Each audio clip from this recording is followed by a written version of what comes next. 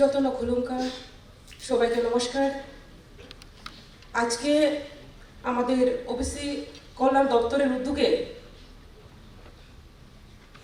Doctor B.R.. Ambedkar স্মৃতি মেধা পুরস্কার অনুষ্ঠানে উপস্থিত হয়েছেন আমাদের মাঝে আমাদের রাজ্যের জনপ্রিয় মুখ্যমন্ত্রী শ্রদ্ধেয় প্রফেসর ডক্টর মানিক সাহাজি রয়েছেন আমাদের মাঝে আমাদের ওবিসি কর্পোরেশনের চেয়ারম্যান শ্রদ্ধেয় এম.কে. নাথ মহাশয় রয়েছেন আমাদের মাঝে ওবিসি ডিপার্টমেন্টের সেক্রেটারি তাপস রায় মহাশয় রয়েছেন আমাদের মাঝে আমাদের ওবিসি দপ্তরের ডাইরেক্টর নির্মল অধিকারী মহাশয় থেকে শুরু করে দপ্তরের বিভিন্ন দায়িত্বে যারা রয়েছেন, পাশাপাশি ত্রিপুরা রাজ্যের বিভিন্ন প্রান্ত থেকে আগত বিভিন্ন স্কুলের কলেজের বিভিন্ন ছাত্রছাত্রী বৃন্দ থেকে শুরু করে যারা এই প্রোগ্রামকে সাকসেস করার জন্য সহযোগিতা করেছেন, এই হলে উপস্থিত এবং মিডিয়া বন্ধুদের প্রত্যেককে আমি আমার ব্যক্তিগত পক্ষ থেকে এবং দপ্তরের পক্ষ থেকে আপনাদেরকে জানাই অনেক অনেক শুভেচ্ছা এবং অভিনন্দন। আমি অত্যন্ত আনন্দিত যে আজকের এই গুরুত্বপূর্ণ অনুষ্ঠানে আমরা মাননীয় মুখ্যমন্ত্রী প্রফেসর ডক্টর মানিক সাহা মহাশয়কে আমরা পেয়েছি।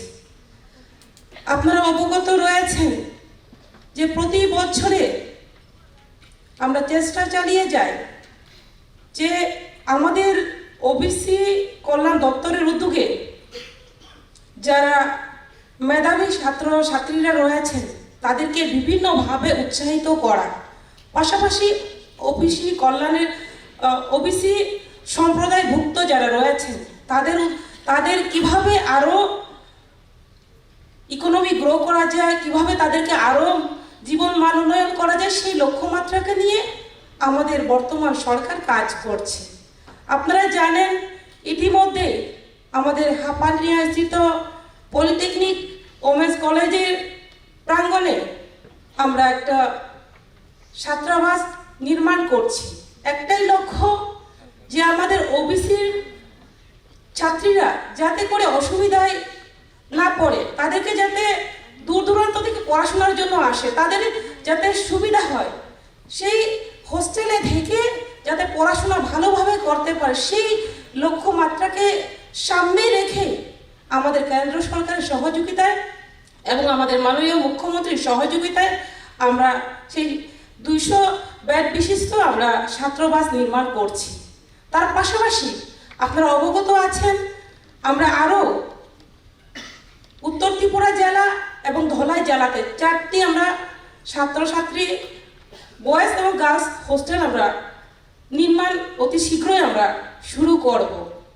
তার পাশাপাশি আমরা আমাদের দপ্তরে আমরা আলোচনা করেছি এবং মাননীয় মুখ্যমন্ত্রীজির সঙ্গে আলোচনা করেছি আমরা প্রতিটি ডিস্ট্রিক্টে যাতে করে আমরা ওবিসি সম্প্রদায়ের জন্য ছাত্রছাত্রীর জন্য হোস্টেল নির্মাণ করতে পারি, সেই প্রপোজাল আমরা পাঠাবো।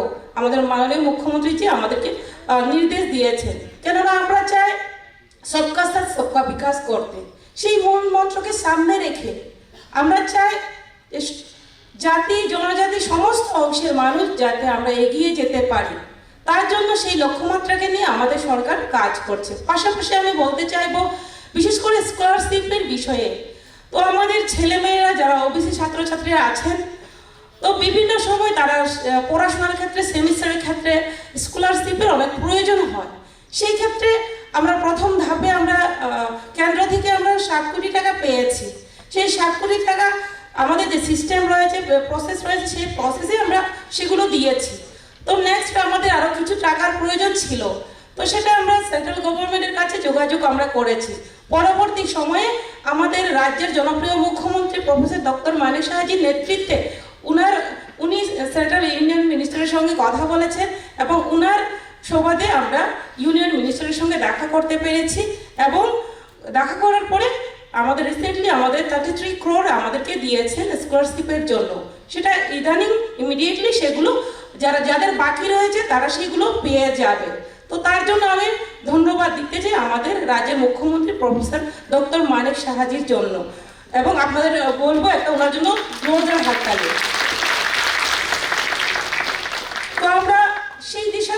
করছি, যাতে করে আমাদের যে ওবিসি ছেলেমেয়েরা, আপনারা প্রত্যেকেই অবগত রয়েছেন, আমরা অবগত রয়েছি, ওবিসি সংখ্যা কিন্তু কম নয়।